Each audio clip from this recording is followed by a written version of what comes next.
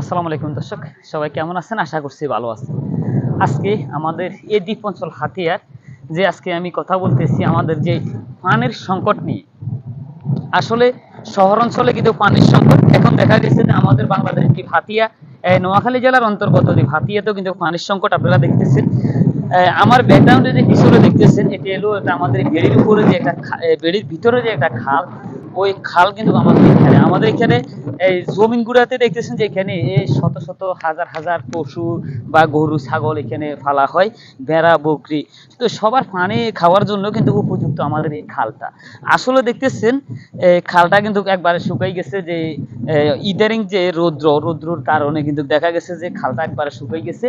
তার পাশাপাশি যে মানুষের ভিতরে যে মানুষের যাদের পুকুর বা পুষ্কুনি, যাদের পুকুর পুষ্কুনি আছে, সবকিছু তাদের শুকাই গেছে একমাত্র রোদ বেশি থাকার কারণে।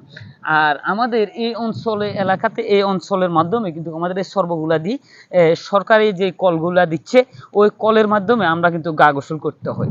তো আসলে দর্শক আমি আপনাদেরকে দেখানোর চেষ্টা করবো, ইনশাল্লাহ দেখবেন যে আমরা কোথায় কোন কলে গোসল করি বা কোথায় অবস্থান করি, কোথায় থাকি, তা কিছু দেখানোর চেষ্টা করছি।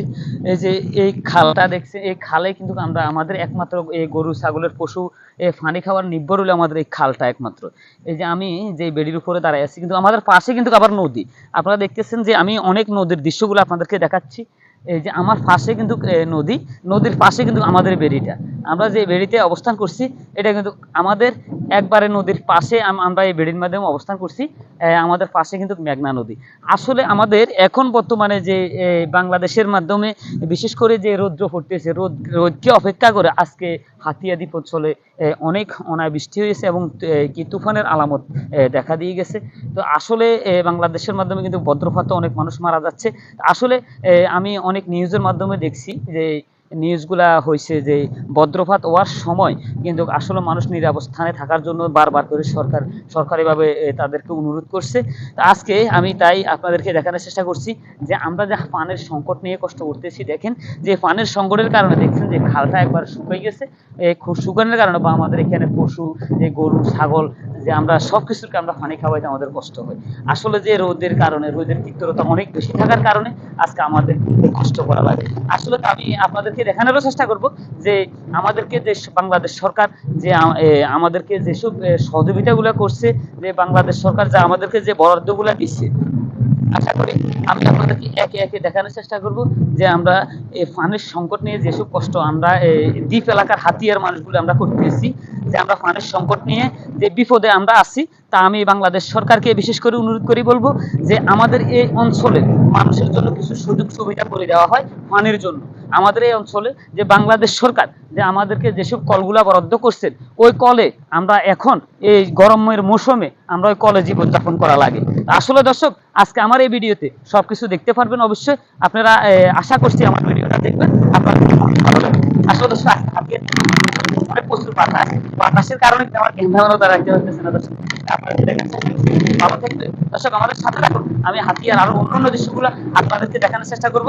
আমাদের যে পুকুর পুষ্কুনিতে যে পানি আছে কিনা তাও আমি আপনাদেরকে দেখানোর চেষ্টা করব, যে আমরা কেন আমরা কলে যাওয়া লাগে, কিংবা আমরা পুকুরে কেন থাকতে পারি না, পুকুরে কেন আমরা গোসল করতে পারি না। পুকুরে পানি না থাকার কারণে এই সংকটে পড়ে কিন্তু আমরা নিরুপায় আমরা ওসব জায়গায় গোসল করতে। আমরা সরকারকে বলবো যেন আমাদেরকে আরো কিছু বা পানির ব্যবস্থা করে দেয়। আমি মাননীয় প্রধানমন্ত্রীর কাছে এই আবেদন করি। তো দর্শক চলুন আমি আপনাদেরকে কিছু পুকুর দেখাচ্ছি। দেখেন আজকে হাতিয়া টিভি প্রচুর বাতাস, অনেক বাতাস হচ্ছে। আচ্ছা আজকে হাতিয়ায়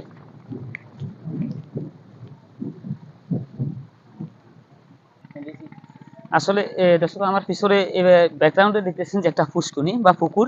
ওই পুকুরেও কিন্তু দেখতেছেন যে এখানে এক হাত পানিও নাই, এখানেও কিন্তু গোসল করতে আমাদের সমস্যা হচ্ছে। আমি আপনাদেরকে দেখানোর চেষ্টা করছি।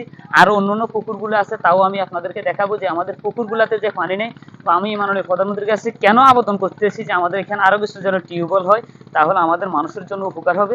তো আমি আমাদের এই অঞ্চলের এক ভাইয়ের সাথে কথা বলি যে আমাদের এখানে মানুষ গা গোসল ধুইতে কেমন কষ্ট। আচ্ছা গা গোসল ধুইতে কষ্ট কেমন হয়? কষ্ট হয়, পানি কেজি নাই মনে করেন, গা গোসল ধোয়া যায় না। গা গোসল ধোয়া যায় না। সরকারি কল টল আসেনি আপনার বইয়ানে? ঠিক না, কল কল একটা আছে মনে করেন, পরিবেশ তো অনেক এখানে বা কল ডিসিক্যালি দিতে পারে না, পানি মানে সমস্যা হয় অনেক। আসলে দর্শক শুনলেন, একটা মাত্র কল আমাদের এখানে সরকারি বা বরাদ্দ হবে একটা মাত্র কল আমাদের এখানে, এই কলের উপরে আমরা সবাই নির্ভর করা লাগে। তো আমরা মাননীয় প্রধানমন্ত্রীর কাছে আরো কিছুটা কল আমাদের হাতিয়া সরকিনের জন্য আমরা চাই, আমরা এই আশা করি। তো দর্শক সাথে থাকবেন, আরো দৃশ্য আমি আপনাদেরকে দেখানোর চেষ্টা করব।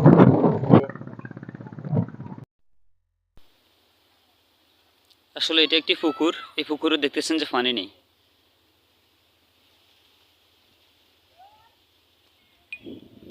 এটা একটা পুকুর, এই পুকুরে দেখতেছেন যে সাময়িক অল্প কিছু পানি, এগুলা বৃষ্টির কারণে হচ্ছে। আমি আপনাদেরকে আরো দেখানোর চেষ্টা করব, দর্শক সাথে থাকবেন।